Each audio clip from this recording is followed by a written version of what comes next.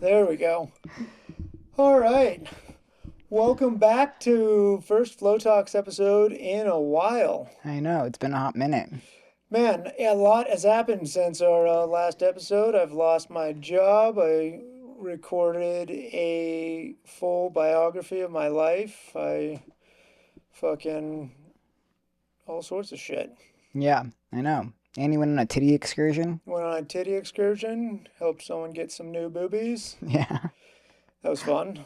But yeah, no, it's been an eventful few weeks since we convened here.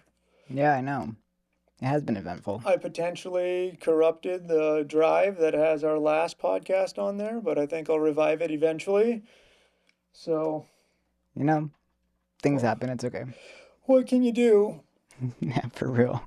Well, I mean, what has been on my mind with everything that's been going on and my kind of just inability to sell insurance any longer, and my decision that the only way I was going to progress forward in life is if I just told my entire truth publicly, because I didn't know how else to like get over the, I don't know, the bottleneck of only being able to tell half my story just because I was ashamed of sex addiction and all the weird shit that I'd done. So what's on my mind is identity. I've just been thinking a lot about identity, and I know that's a really kind of pertinent topic for anyone post injury. So I was going to kind of riff on that.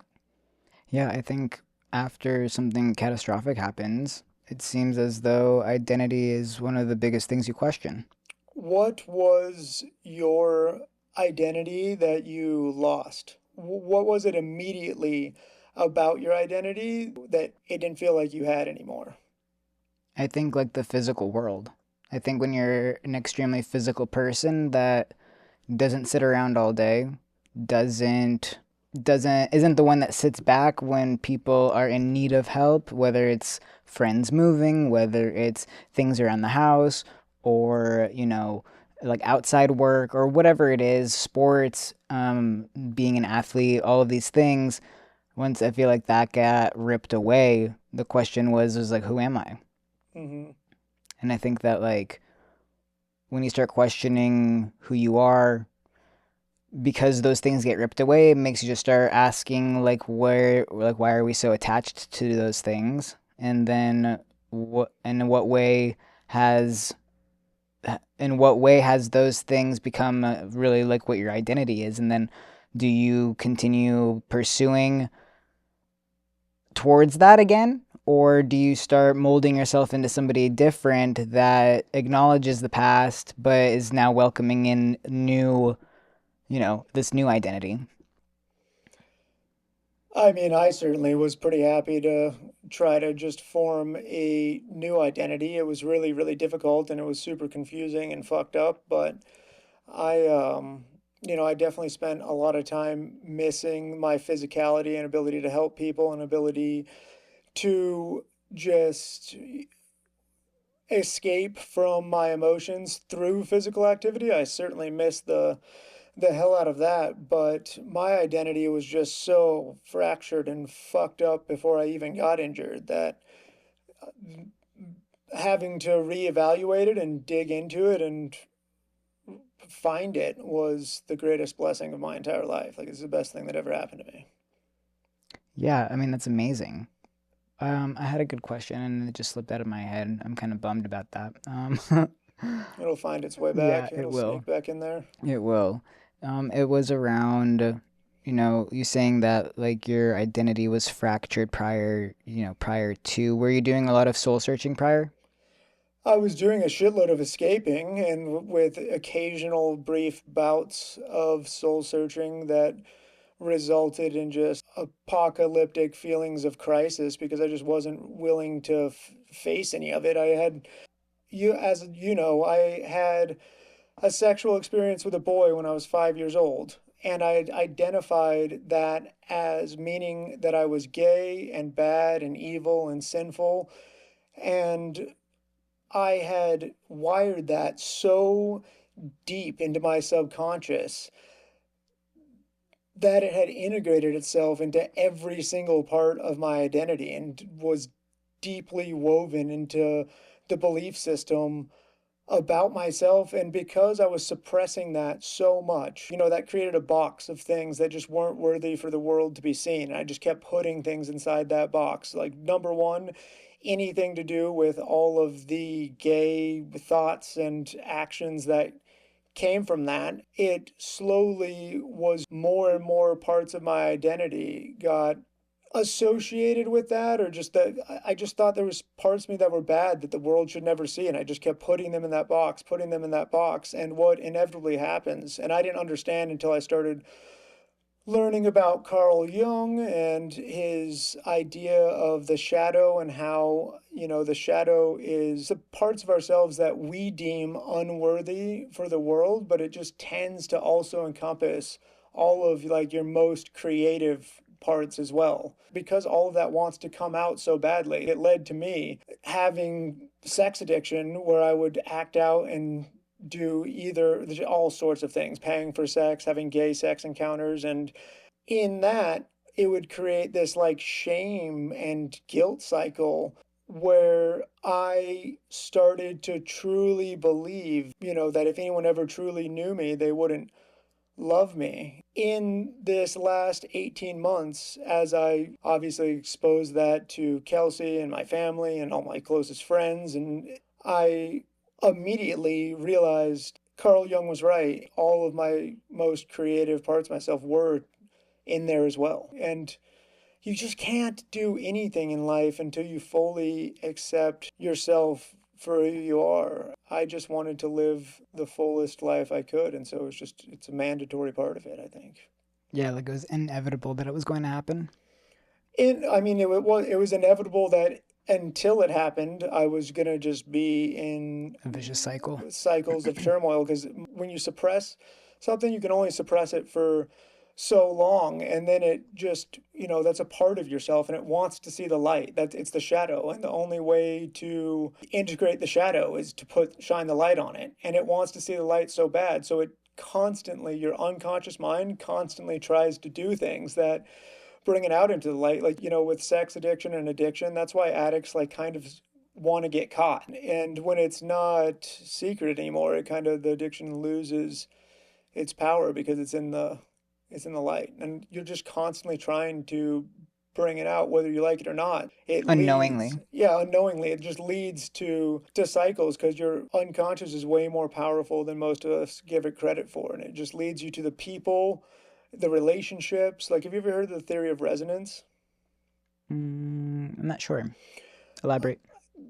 So it's another Jungian idea. I've been steeped in Carl Jung for a couple months now, and he believes that our unconscious mind resonates at frequencies to Oh, draw in the people and relationships to our lives that will force us to integrate our shadow or our animus, like our I believe that. feminine, or Yeah. we will unconsciously seek and pull in relationships, even if they're destructive, even if they are tumultuous. Those relationships are there and supposed to happen that way to try to reveal the parts of ourselves that we're denying. Yeah, no, that makes total sense. I full heartedly believe that. That's why certain experiences come up in your life so that you can learn the lesson to then carry out whatever that lesson is meant to teach you. Yeah, no, I'm a big believer of that. Outside of what happened when you were younger, what are some experiences that were trying to show you that shadow, but you kept denying it?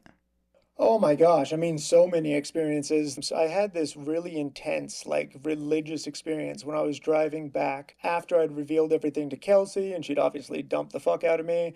I didn't want her to have to drive across the country alone, so I drove her to Nashville, dropped her off, and I took her Jeep the rest of the way to Idaho. As I was driving, as the sun was coming up and I was in Kansas, I prayed this prayer. I was just listening to like AI prayers on YouTube. And I prayed this prayer that was like, Jesus, just show me. And I just surrendered completely. And I have no explanation for it other than it was like a Christ centered presence that I was almost having this vision of my whole life. And it was like, look, I tried to come into your life here. you denied me, and then all of this fucked up shit happened and unraveled. And in the unraveling and all the pain and everything that's caused from that, that's more people you can now help and who understand you and relate because of all those things you've gone through. And then look, I tried to come into your life again and you denied me. I mean, I got the message numerous times. I would have like panic attacks on weed or super heavy psychedelic experiences, and the message was always the same: this is poison inside you, get it the fuck out. But it felt Yeah. like death. It was so deep in my limbic system that I believed if my parents found out about what happened, that they would reject me and throw me out and not love me. So my child brain developed thinking that if I revealed this, it literally was a matter of survival. And because I just suppressed and never addressed that, even as an adult, the idea of revealing this stuff felt like death. And it was a death, it was an ego death, Yeah. but it literally felt like a matter of survival. If I couldn't even write it down, like if I even tried to write down some of the stuff that I did, it would overwhelm my system. My system would be like, nope, divert, like it's not gonna happen. I'm not gonna Yeah, let you like do that. accepting it Mm.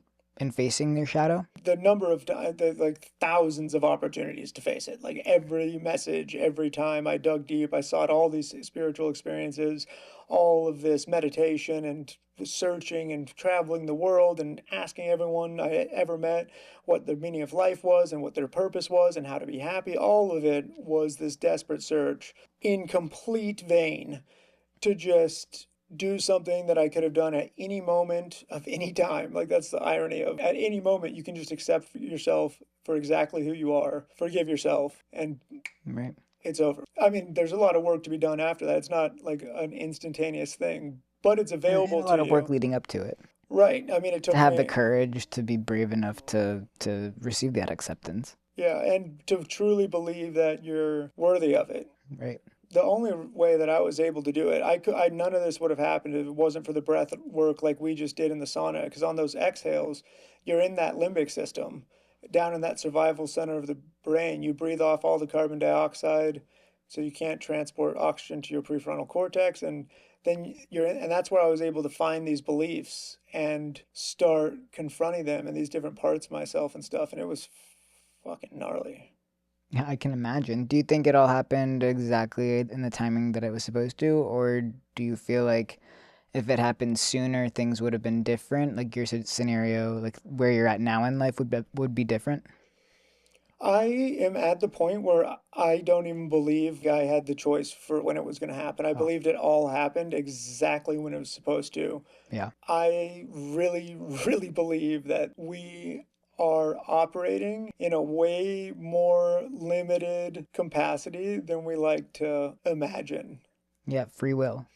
I think there's less free will than we like to think because it's like I told you, I broke down crying at the school the other day in happiness. I was looking at the sunset. I was like, it seems impossible to have this much happiness and 100% certainty of being exactly where I was supposed to be in this moment. Like, it's a real Yeah. trip when you realize that you're always and always have been exactly where you're supposed to be. It is a trip. Then when more experiences start happening, it makes me speechless most of the time.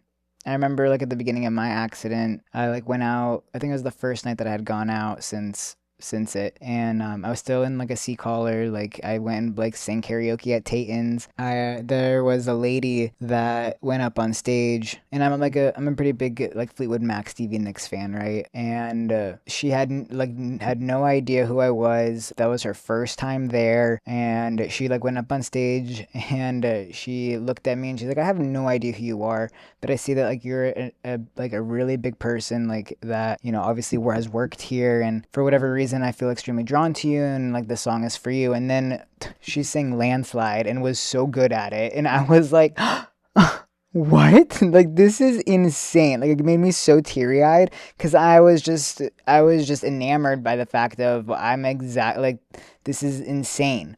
So it's like moments, like small moments like that make, I don't know, that paint like a really big picture as far as like, you know, what one has gone through. I think that there are moments and things in life, like even a sunset or just a chance encounter that you have with something, where God is trying to very directly show you this is for you. Like, I'm painting the sky, this, like, no one Yeah. else is seeing this in the whole world. And the show is legitimately for you. And I believe to the core of my being that everything is way, way more connected than we are led to believe in the early stages of our life. 100%. I also think having the awareness around those moments, right? Because like so many people can watch sunset and the awareness around it isn't that. And so then when you do, it makes it that much more special because it's like, oh, thanks. Well, so many people just think that they're just a result of, some cells sitting around in a primordial soup and they happen for no reason and they're just careening towards an inevitable death that just leads to infinite blackness because life has no meaning. And that's just, it's so crazy. I know. And I think I believe that, or, I wasn't sure for parts of my life, but it's so testable. You can just surrender and actually pray, and it's just nonstop. Just things happen that are impossible to explain over and over and over again.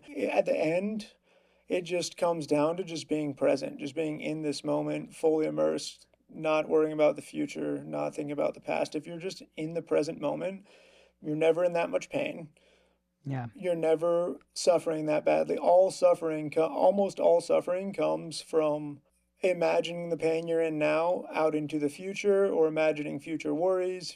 Like, it's all comes from outside this present moment, unless it happens to be the moment where smack your toe on a wheelchair or something. Yeah. Yeah. And then you're like, oh, fuck. Speaking of being present, it's crazy we're talking about that because my devotion this morning was talking about just being present in the now so that the anxieties and the worries that come up don't interfere with your interaction with God because you're giving all of it to him. Oh yeah, I mean, when you're present, the inevitable result of that is just when you're truly present, it's always just gratitude and God. Oh, For for me, sure. it, if I get really present, I'm just in, like, vibrating with gratitude. If I actually have zero thought about the future, I'm not ruminating on anything in the past, and I'm just marveling at what's around me. I'm like, this is fucking crazy that this is available to us. And there's just think about sitting in this room, how all of these materials were pulled out of the ground and put together by thousands of other people. Just within Yeah. 10 feet of us, there's probably some material or mineral or thing from every, like, most of the countries on all of planet Earth. Like, it's wild. The abundance we live in is Insane. so insane as Americans. I mean, it's just incomprehensible the amount of abundance we have. It's crazy. And yet, so many people live in like a scarce mindset. Myself included. It's hard I not, I mean, fucking it's, oscillate into scarcity constantly. yeah, well, I mean, it's hard not to because of comparison being the thief of everything. Yeah, no, its comparison is 100% the thief of absolutely everything good in life. Comparing yourself to other people, what other people have, to your former self, to the view that you think you should be. Almost all suffering is rooted in imagining yourself being different than you are right now in some way, shape, or form. Yeah, well, let's talk about suffering. I listened to something a while back, and it talks about how the root of suffering it comes from ego attaching. So when you are attached to something, whether it's person, place, thing, feeling, that is what is essentially causing the suffering because you aren't able to let go of what was and bring in what is, if that makes sense. It makes perfect sense. The ego is the fucking root of all suffering. The ego is a Yeah. bastard. I think the ego is just an illusion that we have. I think there's a time and place for ego. I think ego, in a way, can make somebody strive for more, but obviously ego driven. But if they didn't have ego, would they be driven? I think so. I just think you'd be driven to do different things. I think if you didn't have ego, you'd just be driven to alleviate other people's suffering and to serve, to look around and just appreciate everything around you. And if you had no ego whatsoever, I think you would just end up in constant, never ending service to other people. And Hmm. that would just bring you just immense joy because the ego is, by kind of definition, a desire to project an idea of yourself out to other people. 9 times out of 10, the ego is trying to do things. And if you follow the vein far enough down of why do I want this? Why am I trying to do this? It usually comes down to I don't feel like I'm enough, and I feel like if I do this, then I will be enough in other people's eyes or be worthy of love or accolades or something. I mean, sometimes you follow it down and you're like, the thing that I'm trying to do here is I want to be able to serve my family. But do you want to serve your family because you want to serve them, or do you want to serve your family so you are worthy of love? And I think sometimes you'll find that it is actually that you just want to be worthy of love a lot of the times. The ego is such a fragile bitch. Yeah, but I think I do think that some people need a little bit of ego to be able to give them that umph to go and like pursue in service.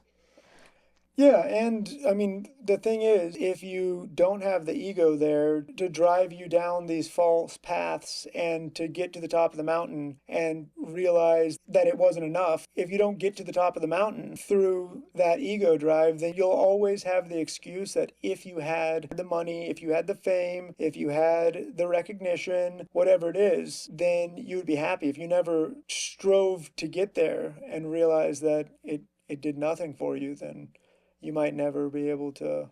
Have an ego death? Yeah. Yeah. I love listening to stories about like founders who found companies and everything, and the story's always the same. They found these amazing companies, build something incredible, they sell it, they have all the money in the fucking world, $160 million, $30 million, and they're the most miserable they've ever been in their entire Yeah. life because they reach the top of the mountain, they have everything, and they're like, it's not enough. It's not even close. It's nothing. Or it's not what I thought it was.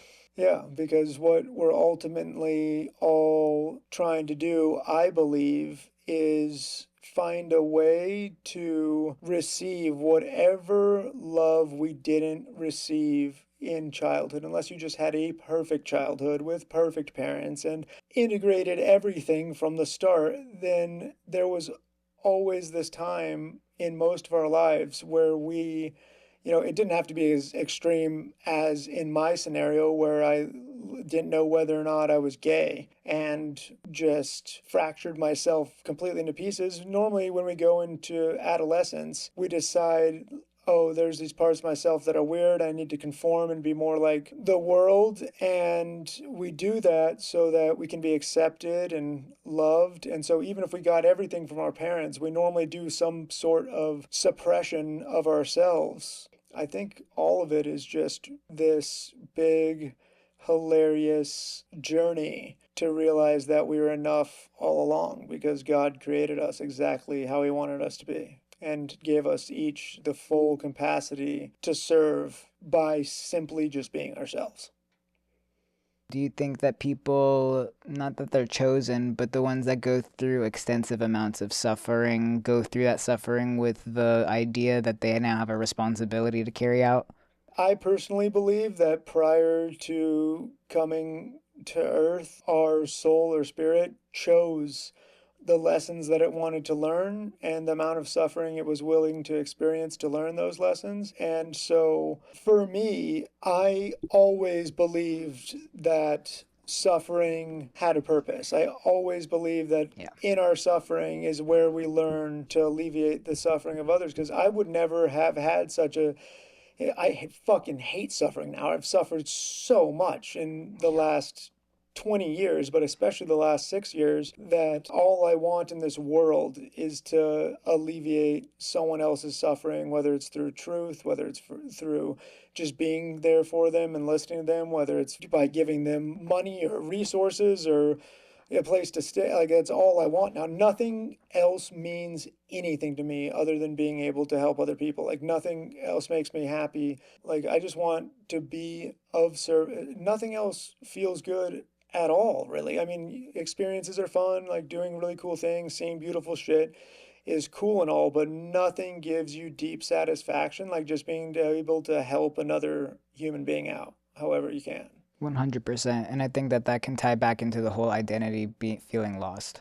Hmm. When you have like being a physical person and having everything taken and ripped from you, and now people, like, you're dependent on so many people and you aren't the one helping. I think that's like the ultimate identity hit when you've always been somebody that like helps.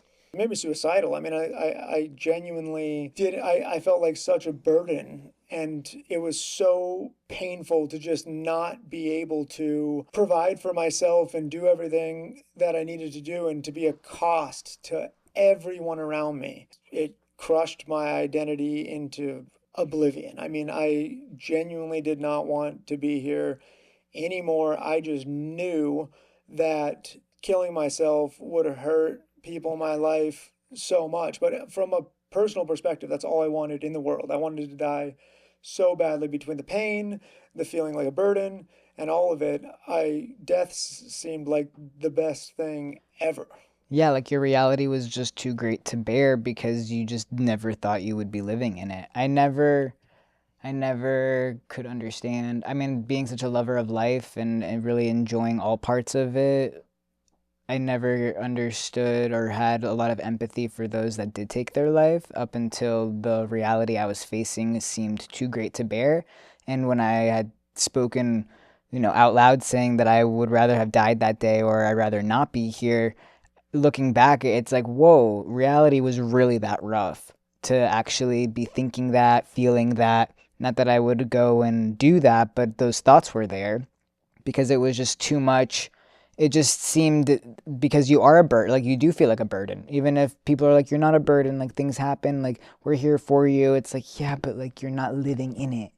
You are not living in the nightmare. You get to go home. I'm still here in the nightmare and you get to be out of it. And while you are the outsider looking in, again, I'm still in it. And I'm not waking up from it. It never fucking ends, just Yeah. 24 hours a day.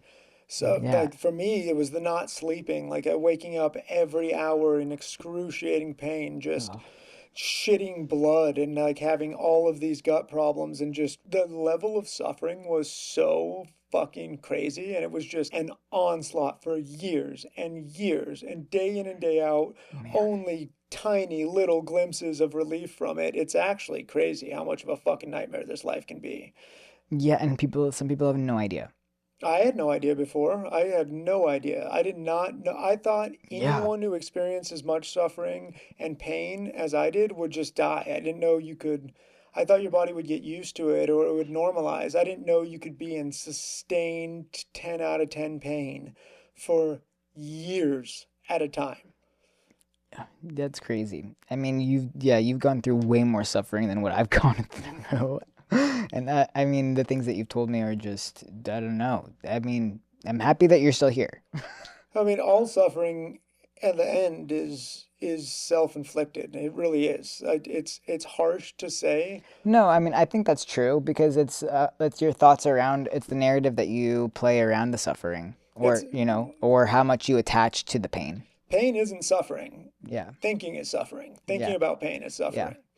Yeah, Uh, the story that you attach with the pain is the suffering. yeah, it's as soon as you let go of the story and you stop telling yourself a story that it's going to happen forever, that it's so bad, that it's unfair, that you want to be out of it. Hmm. As soon as you're like, fuck it, I guess I'm in it. I guess I'll just suffer. It's like, Yeah, oh, that's oh, it. Fuck it. I'm just in it. I guess I guess this is just what we're doing for now. yeah, it's suffering. My since that hospital stay, basically after about 6 or 8 weeks of being out of the hospital and just being bedridden and everything, I just woke up one day. It was so weird, literally at like 4 in the morning, and I just remembered who I was. I was just like, oh wait, I fucking love suffering.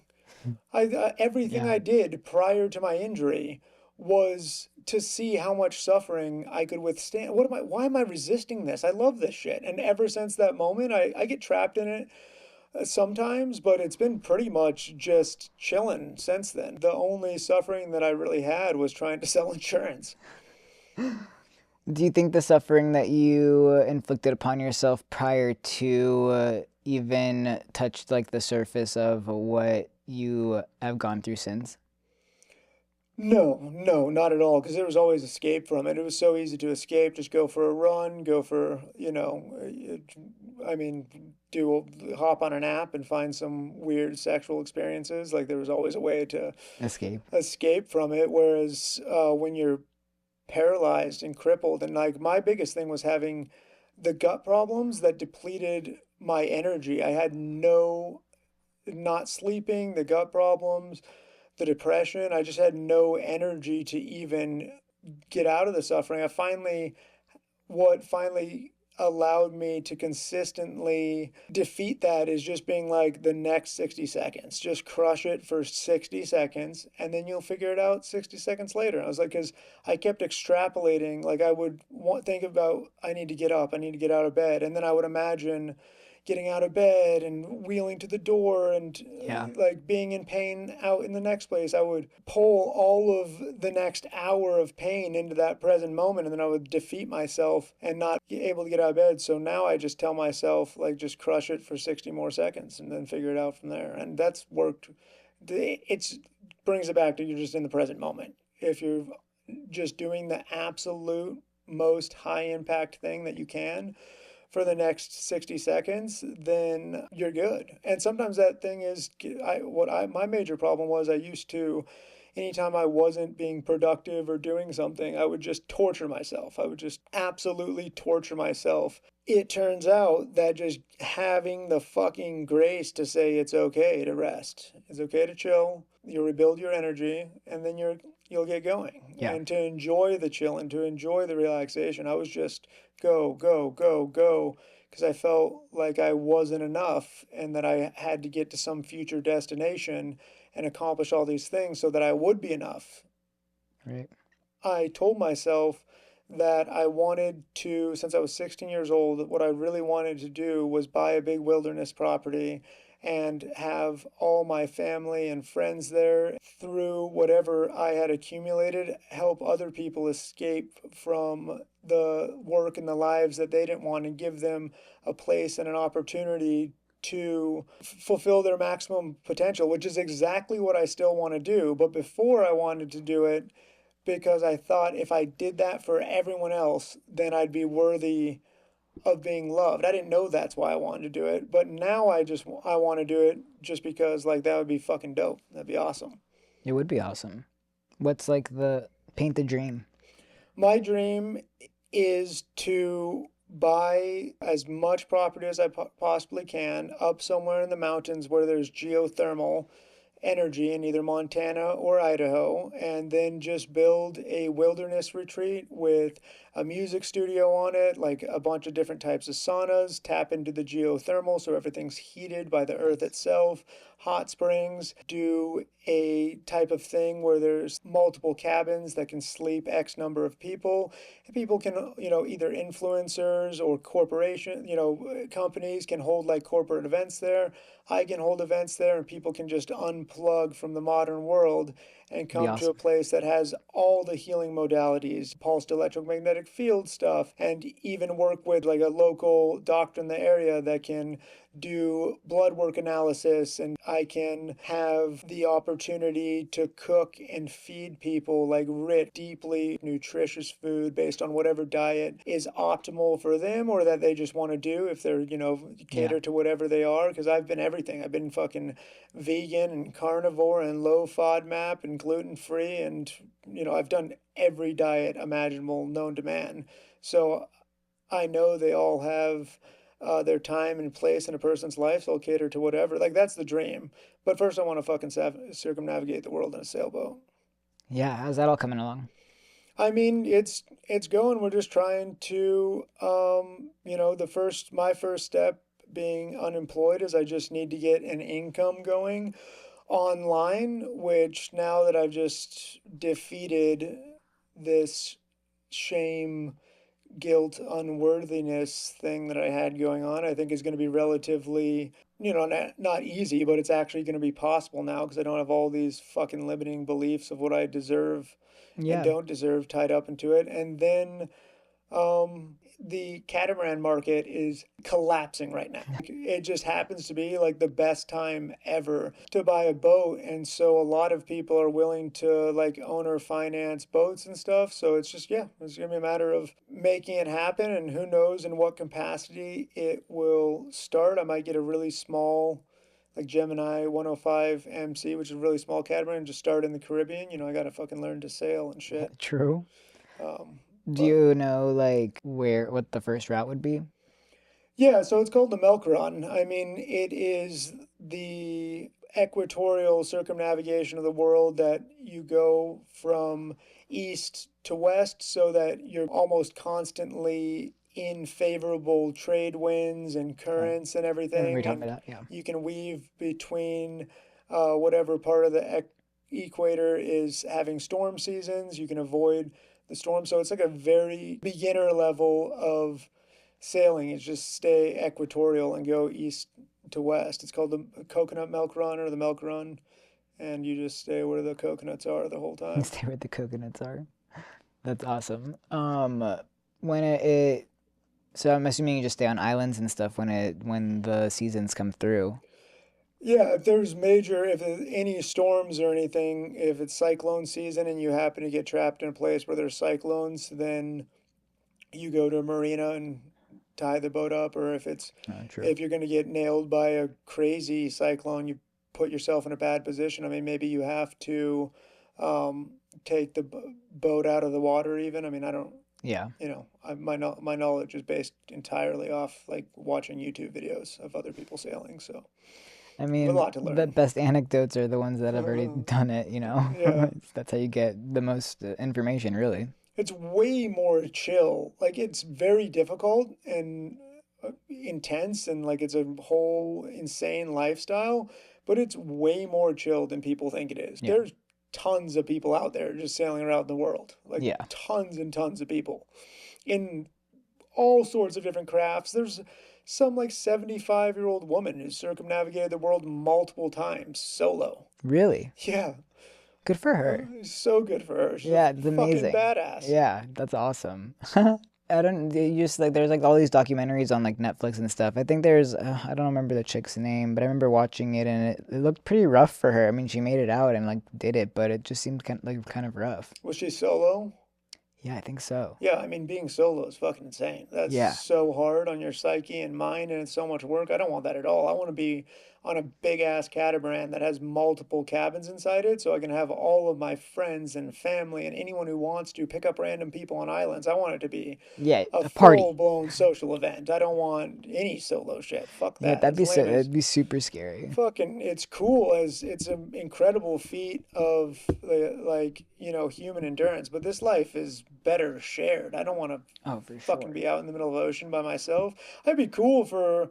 I've been by myself. I've solo cycled through Africa for I think 8 weeks, and it was where I was just completely by myself all the time. It was fucking lame. It sucks dick. But no, I mean it's cool to do badass solo adventures. You learn a ton about yourself, but I'm just past. I don't need it. I want to spend this life with the people I love. That's all I want. I want to be Yeah. with people I love 24/7 almost all the time. I've spent so much time alone in the last 6 years. Like I'm good. I'm consolidated all my internal shit. I don't need to spend.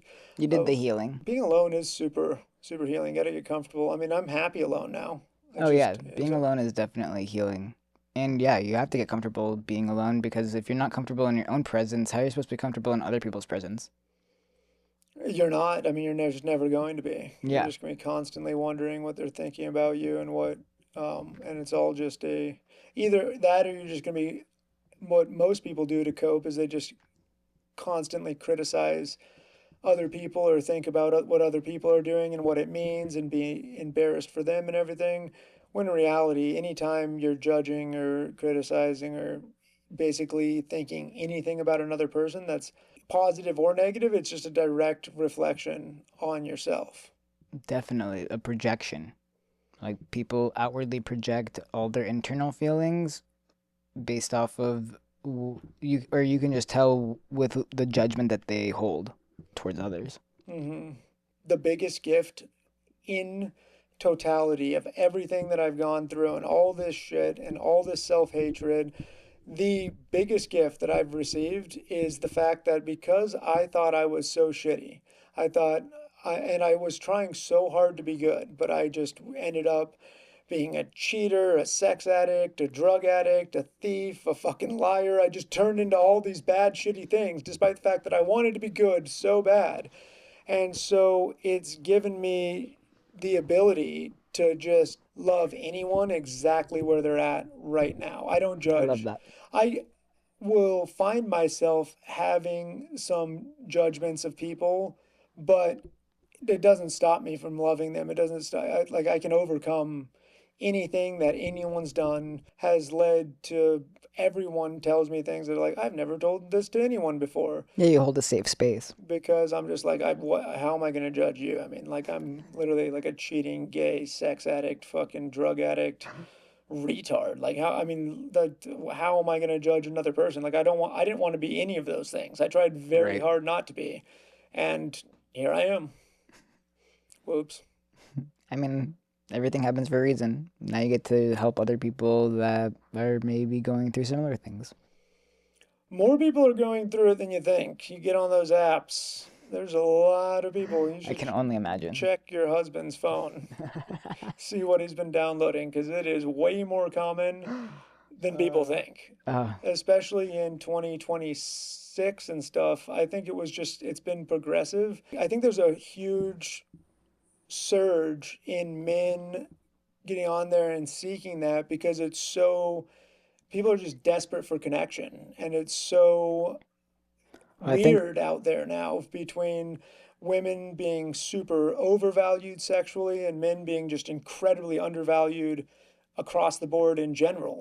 yeah, I mean, it's like shopping in a candy store online, like off Tinder and stuff. I mean, it's like shopping in a candy store for women. For men, it's like sitting outside of a candy store staring inside. Nothing. Unless you got a lot of game and you're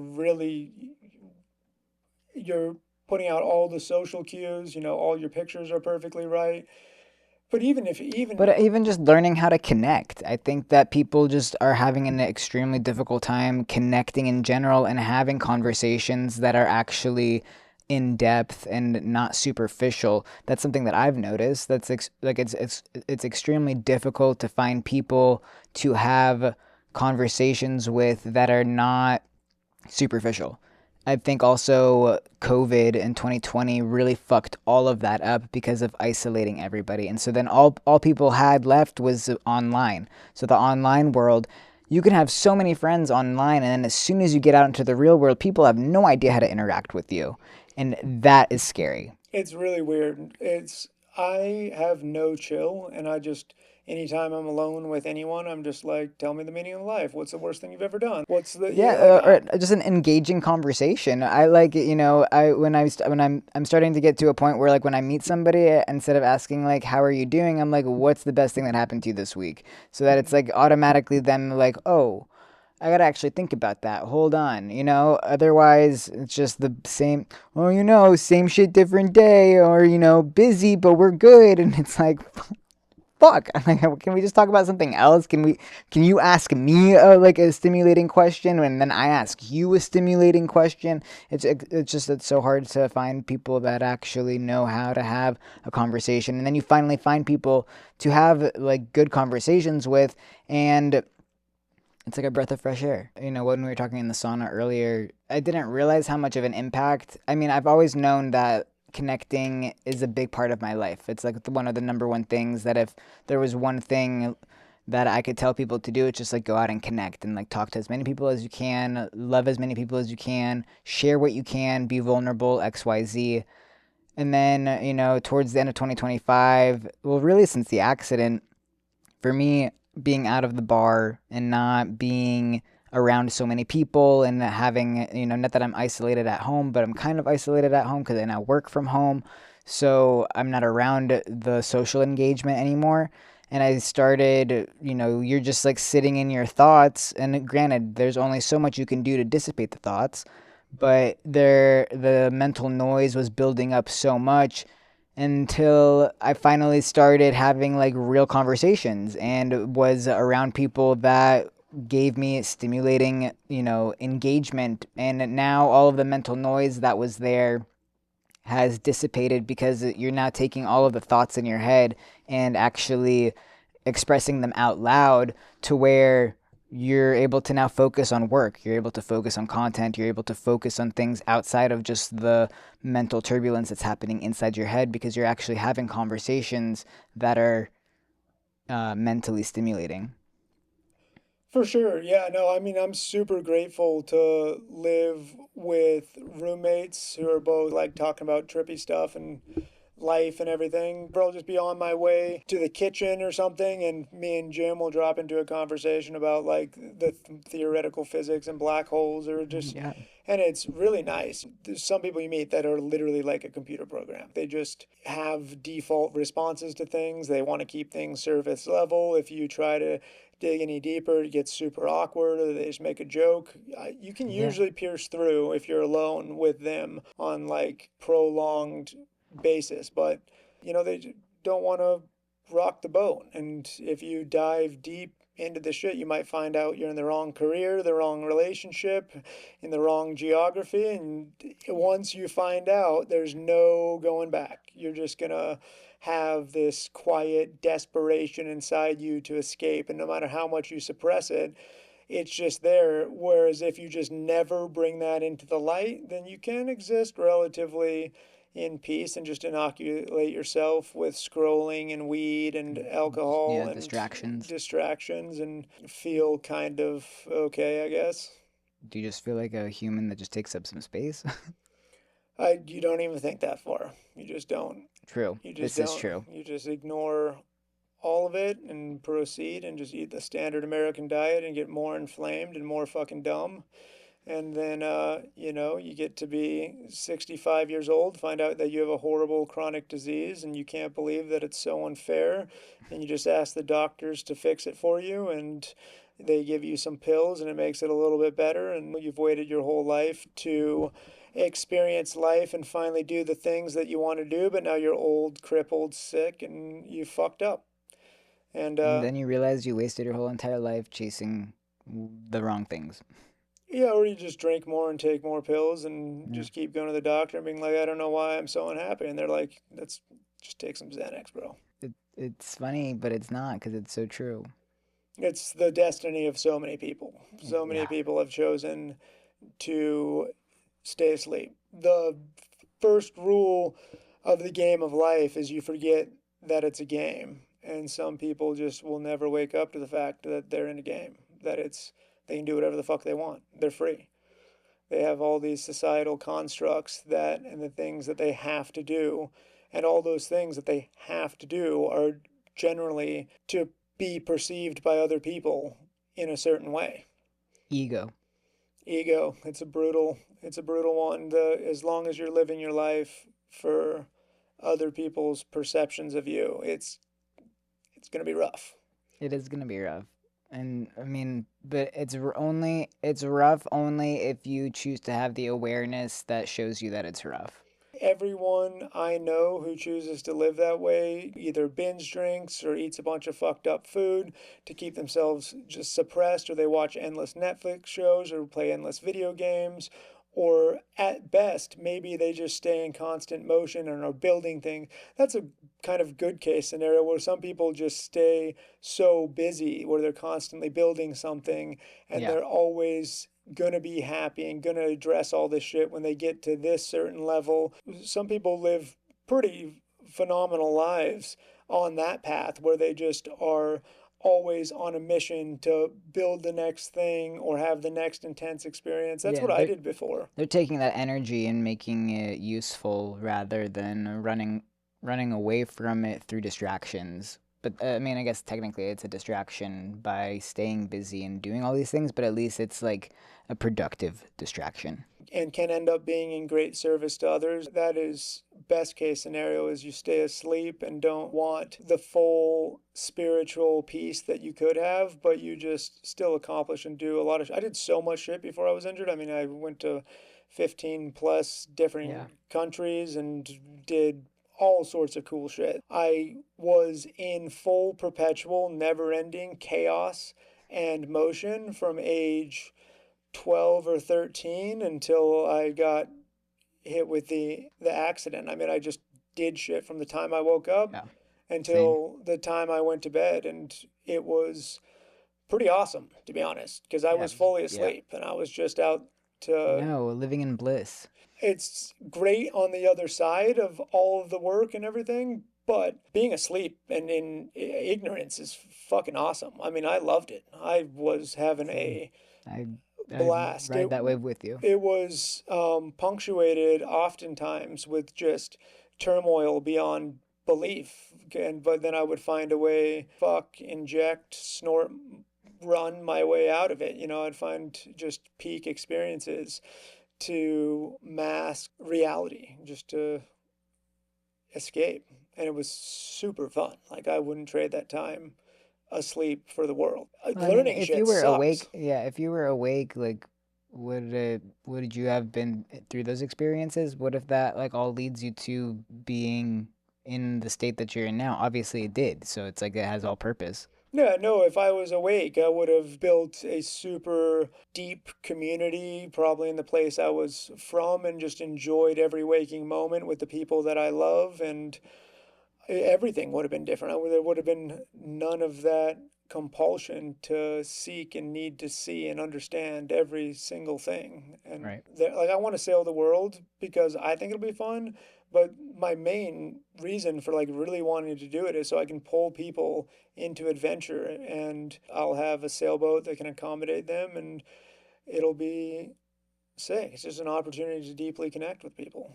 Yeah, and I think that's awesome because I think that's what we're all here to do, is to connect, share, experience. Hmm. Yeah, abundance, living in abundance. So much fucking abundance. My life has been just incredible. Yeah, that's amazing. I mean, you grew up in New Smyrna, like fucking paradise. Yeah.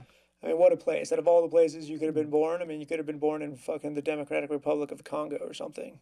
Yeah, of all the places that my parents could have immigrated to, they chose New Smyrna Beach. I love my community. My community is hands down like everything to me. Everywhere I go, people always are saying hi. I go to Publix and I'm there for an hour because I'm talking to people. Like it's a very like it's just a lot of connecting, and when you're in different parts of your community, so like being a beach lifeguard, being in hospitality, being like really involved in the school system, you just become involved. And the more involved you are in the community, the more that it gives back to you. And the way that my community gave back to me post accident was, I mean, it literally blew me off my feet because I'm like, this is insane. Like, you know what I mean? Because you don't expect it. It's like story like, right? And you watch these documentaries and movies on people who've also gone through catastrophic things and the way that their towns show up for them, and then all of a sudden you're somebody whose town shows up for them, and it's given me a massive appreciation for New Smyrna on a scale that I never ever thought would I'd be experiencing. You're good. I didn't know if you were adjusting or if you're. I am adjusting. I'm like really uncomfortable. My back is hurting so bad today. Oh, is there anything we can do? Like put a towel behind it or anything to make it better? No, Yeah. it's okay. I just gotta suck it up a little. Yeah. I mean, that's just the name of the game of being spinal cord injured, isn't it? It is. It's just always sucking it up. Mm. um. Okay. Well, what else did we talk about in the sauna today? That was. Oh, well, I think a conversation around you know, how our thoughts are, how we observe our thoughts, being the observer, and Oh, right. Yeah, that was a good one. yeah, that was a good one. Full. I've heard that I've been meditating since I was 11 years old. My dad was Buddhist, and I have been attempting to meditate. The first time I actually meditated fully was when I did breath work when I was in my 20s, and I've read about and heard meditation content and ideas that we're the observer and you can observe your thoughts for 20 years now, 22 years, and only just recently have I fully been able to be the observer and watch these thoughts emerge out of nowhere and not be attached to them. And it's a fucking trip. You don't, It is, because you're like, holy shit, my brain is fucking crazy. crazy. And it's all thoughts come from nowhere. They're not you. You're not the thoughts. You're the person watching the thoughts. Yeah, you're the awareness. You're what it's crazy is like you're the awareness around like what's happening inside of your brain, but it's to get to a point where you like recognize that you're the awareness to then see what thoughts you are having. A lot of people I think don't make that disconnect. Like they just stay attached to the thought and they think that that's what they're thinking versus actually being like, "Whoa, this thought is coming through. Why is this thought coming through?"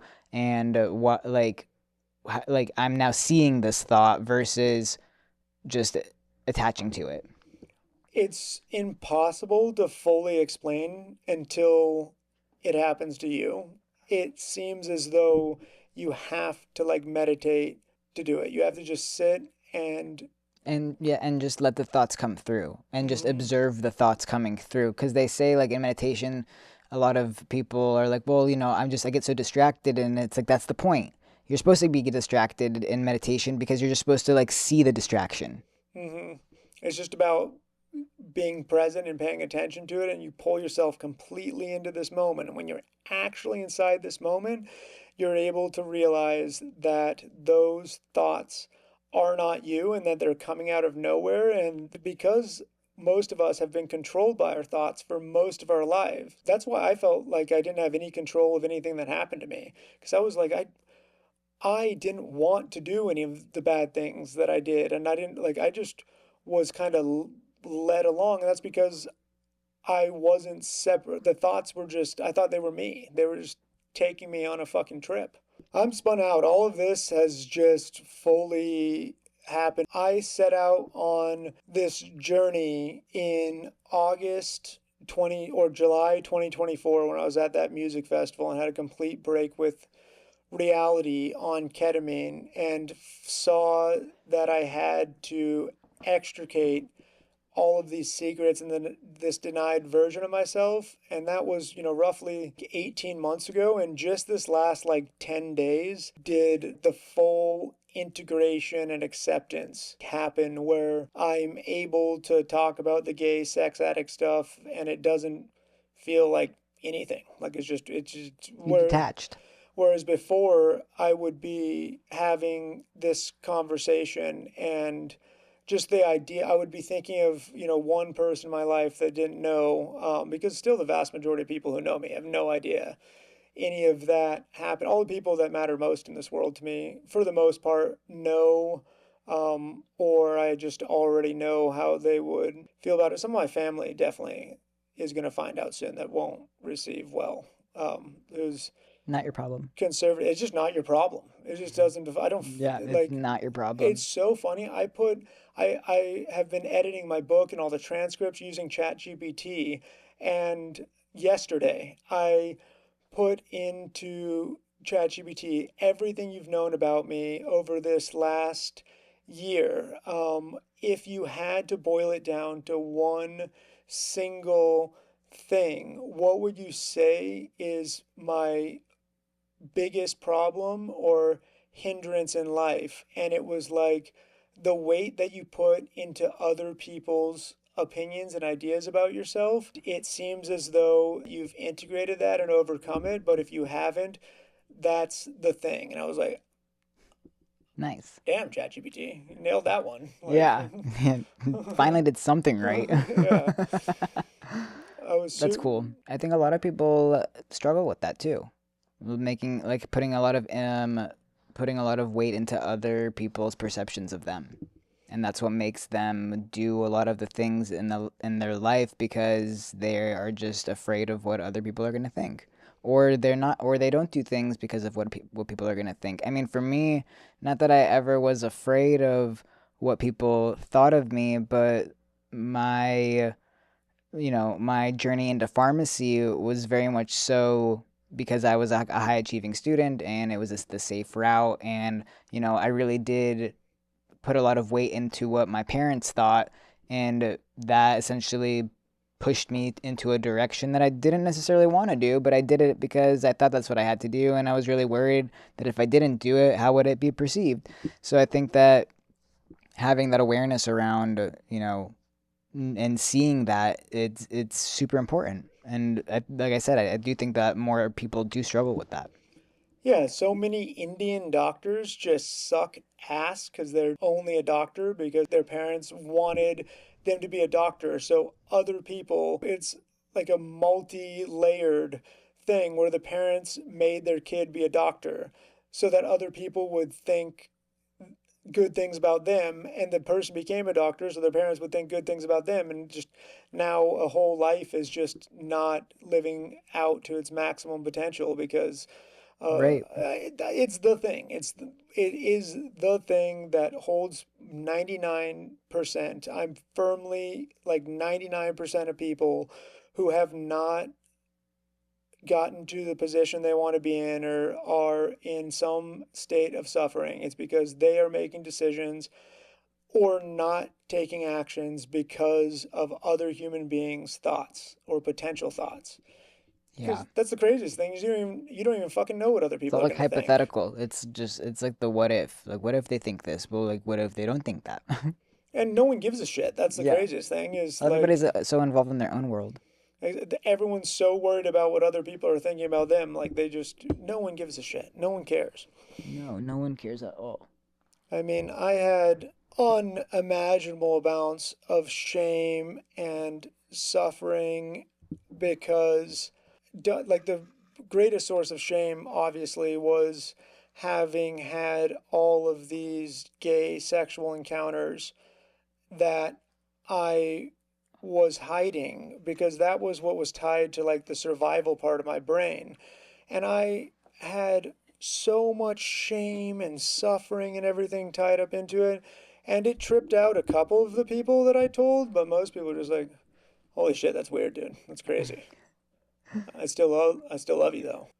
That's weird, but I don't give a shit. Like Yeah. most people literally Just didn't, accepting you for who you are. they just don't give a Or and what shit. you did, They're just Yeah, like, yeah. that's the fucking weirdest thing I've ever heard, bro. I did super surprised that You're like I can't happened. relate, but I'm here for you. But and also they're just like, I'm so surprised that you just didn't tell me sooner. Yeah. It's wild how much energy and thought we devote to creating a projection of ourselves that we want to present to the world. And the greatest joke of all time is all the world really wants from you is to just be exactly who you are right now. That's all it wants. As soon as you do that, everything's better. People are just attracted to you, and some people do fall out of your life, but it's just like perfect.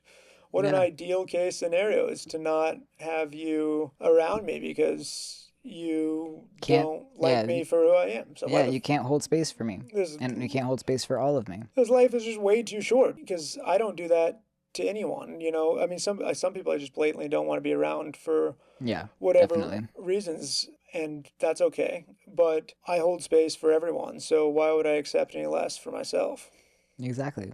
But a lot of people do accept less, and that's why they end up in shitty situations, or and end up in shitty situations where they're unable to express their true selves. I mean, that was the most brutal part of like revealing everything to Kelsey, is because when I first got in the car accident, I wanted to reveal everything, but I just was so scared. I didn't do it. I just was a fucking coward and didn't let it all out. But in telling her everything in the story, it was abundantly obvious that until it got to the point where I fucking cheated, she would have fully just accepted all of it, everything that I was most ashamed of and everything.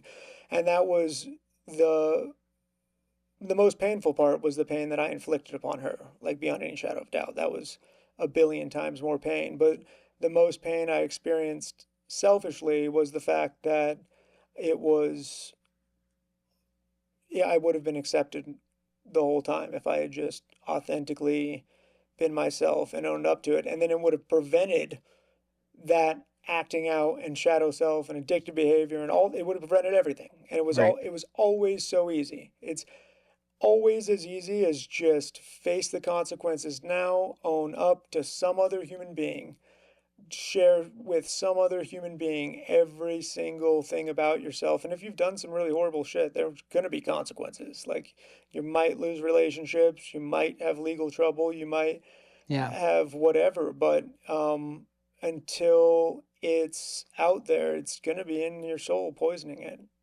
Man, that's true. Poisoning it. That's good. That was good. I think I'm tapped out. Yep, you got to get to Tampa anyways. Yeah. You know, drive ahead of My you. back is bothering me. Well, that was a nice Flow Talks episode. Yeah. Thanks for sharing. Any closing thoughts? Mm, Be present. yeah. I think that's the thing. Enjoy the person that you're with so much because they just might not be here, and take the risk. Share your authentic self with the people you love, And don't be and afraid. I bet you'll find out that either your life is better without them or they just accept you. It might Yeah. change the relationship. It might be different. You know, me and Kelsey are not together anymore, but our relationship in some ways, you know, deeper and more beautiful than ever at a friendship level. Yeah.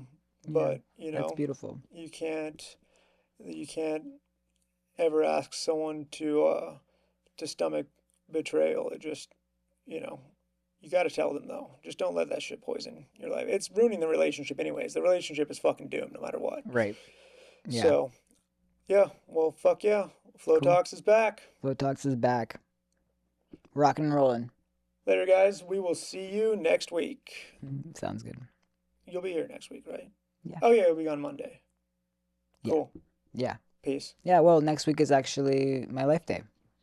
Oh, yeah. What day is that? February Saturday, February 3rd? 7th. 7th. Yeah. 4 years. That's crazy. I know. I know. I wonder what I should do. Maybe go skydive. That would be sick as fuck. Yeah, maybe. My niece's birthday is on the Friday, so maybe I won't. Maybe I don't know. We'll see. Or maybe I can come Thursday or something. Yeah. Yeah, we'll If I figure it out. wasn't just catastrophically fucking broke from becoming an unemployed person, I'd be super game to go skydiving. I wonder if they let me skydive by myself. Because Are you able to? I mean, I don't know. I don't know. I don't know. I've done it a bunch. I've done it like 14 times by myself. Oh, I didn't get maybe. certified though. I ran out of money. I was like 16. I just went broke. Nice. Maybe I was 17. I don't know how old I was, but I Yeah. was young and I went broke before I got my certification. Oh, So probably not. yeah. Yeah. Yeah. I don't know. The place I was skydiving was pretty loose about the regulations. Mm. Hmm. Yeah. They It's amazing. they literally just showed up, and I was like, I went on one tandem dive like for my 16th birthday, and then months or maybe a year later, I just showed up and I was like, I just want to solo dive, and we did like a 20-minute course, and then they were like, dude, you got this, you're chill, you can do it. And they let me and my buddy just jump solo completely. Oh, we did one static line jump where it like rips the chute for you. And then the next one, the guy was just took us up in the plane and just threw a Red Bull out and was like, try to catch it. It gives you wings. Those guys are fucking crazy. They're probably way more regulated nowadays. Yeah. Oh, wow, what a time. Everything's pussified. Yeah. Soft world. All right, let's get you out of here Let's to go. to Tampa.